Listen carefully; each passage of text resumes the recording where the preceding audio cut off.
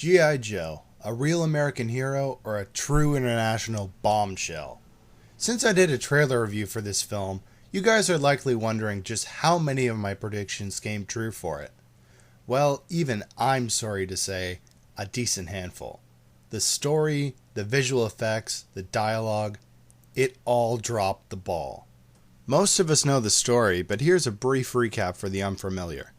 G.I. Joe is based off a certain famous toy line and cartoon that told the story of the Joes, a secret operation of soldiers from around the world, and Cobra, an evil organization that seeks to take over it. Naturally, this sounds like a great plot for your Saturday morning cartoon, but would need something a little stronger for your film adaptation. Right? Right? Not according to Stephen Sommers. After I watched this movie, I recognized his style of big adventure films not even by the first quarter of running time. It's just like some of his other action/fantasy films, The Mummy or Van Helsing.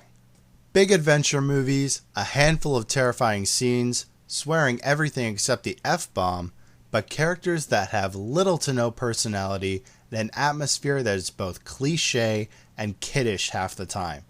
I understand that since this is based on a cartoon, the latter's a given, but there's just no balance to it. You might as well have made it a cartoon.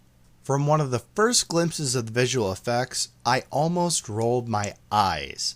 Some of these designs look like they were still in the development stage, for crying out loud. Still, that didn't stop the film from having some good action. Good, but not great, and definitely favoring the digital side. I was practically on my knees for them to throw Ray Park on the screen as much as possible. While the use of flashbacks definitely helped the story, half of them were totally irrelevant. I felt the ones exploring Duke and Baroness's past were necessary, but why do we need to know so much about Snake Eyes? You could have summed up everything in just one of those flashbacks, not 3 of them. One of the biggest flaws, however, is that the film is trying to become a sort of movie mythology, but it doesn't even come close. As Channing Tatum said, it's like X-Men, Star Wars, or Mission Impossible. Fair enough, but you know what all 3 of those films have in common? Style, something that G.I. Joe lacks. The movie needs to be something original if you want to make it memorable, but it feels like you're just borrowing too many tidbits and trying to mimic those kind of movies. One minute the film's trying to be like Star Wars, the next James Bond, and, you don't even have to call me psychic here, Team America. The movie moves in an almost predictable fashion, and though there are surprises in it, I seem to notice most of them before they happened. Also, the filmmakers really can't come up with some of the ways to make these people feel serious. Most of these names sound ridiculous no matter how many times you hear them. If you're taking a cartoon and trying to make it into something realistic, you've got to adapt it into something believable. Now you're probably thinking, Igloo Dude, give the film a break. It's G.I. Joe. There must have been something you liked. Well, as a matter of fact, I did. The thing that stood out the furthest in this movie was definitely the Cobra Commander.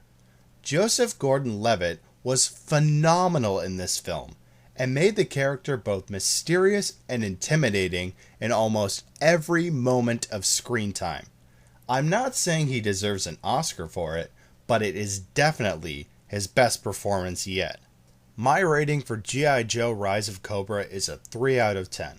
It really could have been at least decent, but I think the moment somebody said, let's make a G.I. Joe movie, they rushed with script and production, forgetting to adapt the franchise into something of flesh and bone material.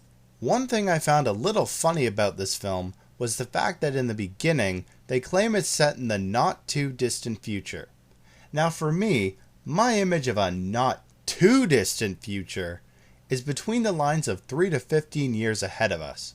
Yet from every corner of this movie, we're seeing holograms, powered exoskeletons, flying cars, laser guns, and all sorts of yet-to-be technology.